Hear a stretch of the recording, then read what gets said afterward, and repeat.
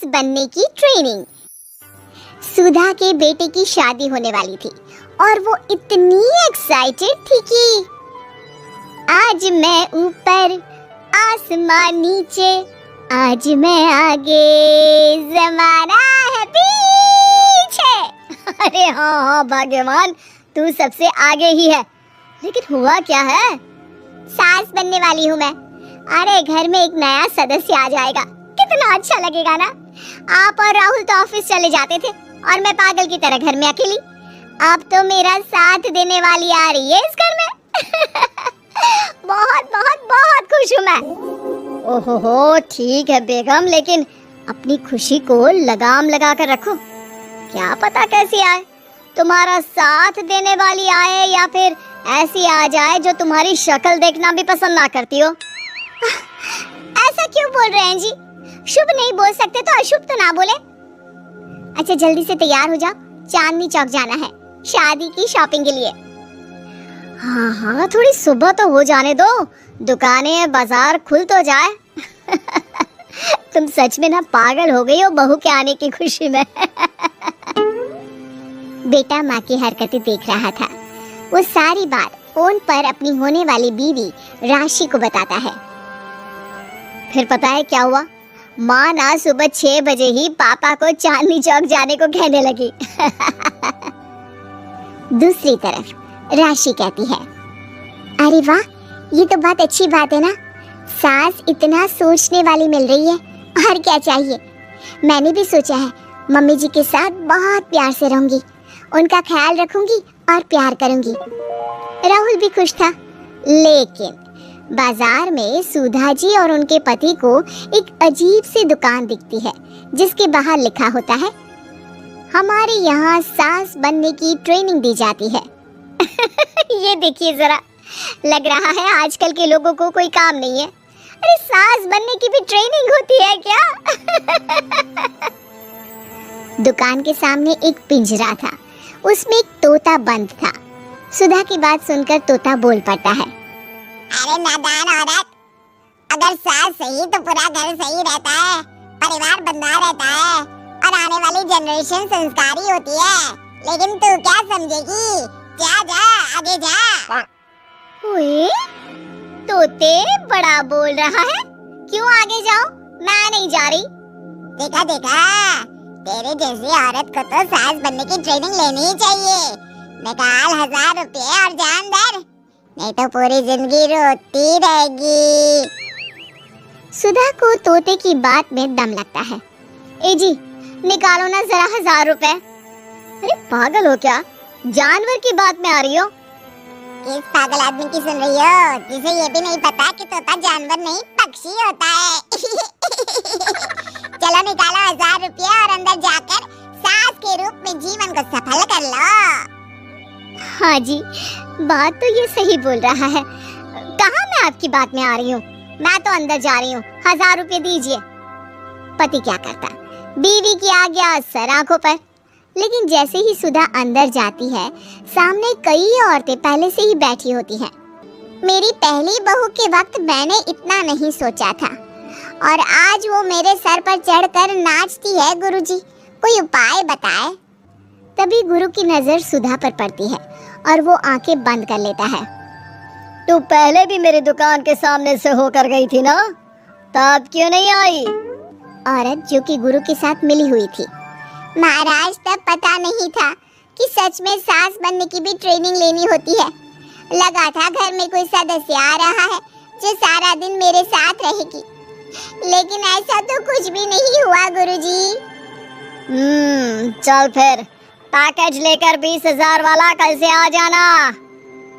जी महाराज, गुरुजी की जय हो।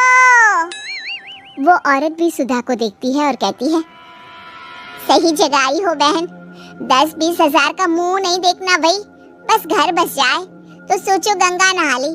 बहुत कमा लेंगे अगर परिवार एक रहा, नहीं तो बुढ़ापा वृद्धाश्रम में बिताओ। सुधा डर जाती है। वो गुरु के पास जाती है और उन्हें पैसे देती है। देखो, एक मंत्र गांठ बांध लो कि कभी भी बहू को बेटी ना समझना। जितना दबा कर पहले दिन से रखोगी, धीरे धीरे प्यार दोगी तो मान रखेगी, नहीं तो। ना जी ना गुरुजी, समझ गई। अरे भला हो भगवान का जो आपसे मिला दिया, नहीं तो मैं। हाँ हाँ, आगे बढ़ते जाए, पीछे और भी लोग हैं, सबको मौका दे। सुधा घर आ जाती है। राशि शादी करके घर आती है तो दिमाग में सास की वही छवि होती है जो राहुल ने दिखाई थी। देखो राशि, मैंने काम वाली हटा दी है। वो क्या है ना, 2000 महीने लेती थी, यानी कि 24,000 साल का, और 5 साल में उसे जोड़ो तो 1,20,000 रुपए। माँ जी, और 10 साल जोड़े तो? तभी राहुल आ जाता है। अरे बस बस, इतना मत जोड़ो, फिलहाल भूख लगी है, कुछ खाने को दो। अरे पर बर्तन तो गंदे हैं ना, काम वाली तो आई नहीं, फिर बर्तन कौन धोएगा? अरे कौन धोएगा मतलब? तू धोएगी? मैं? ठीक है, मैं धो लेती हूँ। अब धो कर देती हूँ, आप खाना बना ले। अरे खाना भी तू ही बनाएगी? ये क्या बात होती है माँ? क्या हो गया तुझे? कल तक तो कुछ और ही बोल रही थी। लेकिन सुधा का व्यवहार सुधरने का नाम ही नहीं ले रहा था। बहू और बेटा ससुर से बात करते हैं। पिताजी, क्या हो गया है माँ जी को? वो क्यों ऐसे व्यवहार कर रही है जैसे मैं कोई नौकरानी हूँ? पिता क्या करता, बता देता है सारी कहानी कि कैसे सास का दिमाग एक गुरुजी ने खराब किया है। सास बनने की ट्रेनिंग? तो मामला ये है, वही मैं कहूँ, कहाँ तो माँ बहू का इंतजार ऐसे कर रही थी मानो साक्षात कोई देवी आने वाली है, लेकिन व्यवहार नौकरानी जैसा। देखिए माँ बुरी नहीं है, बस किसी ने उनका दिमाग खराब कर दिया है।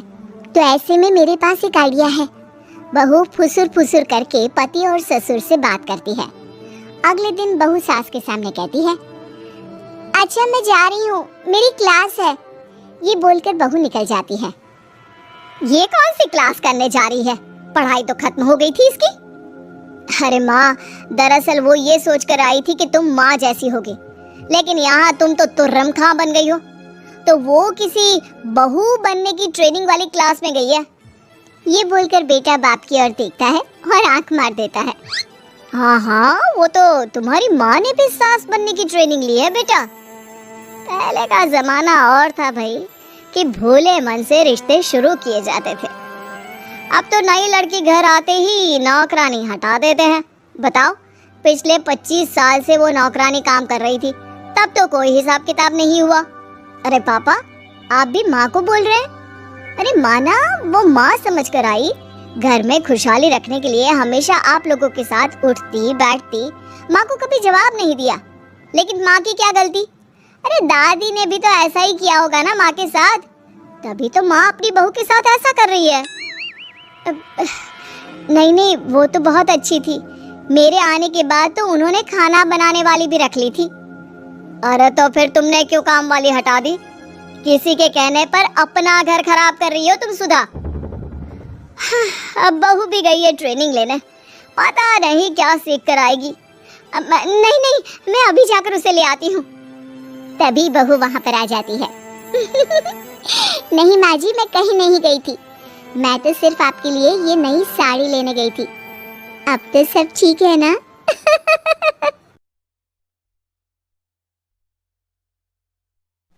और मजेदार कार्टून देखने के लिए हमारे चैनल को सब्सक्राइब करें और बेल आइकन को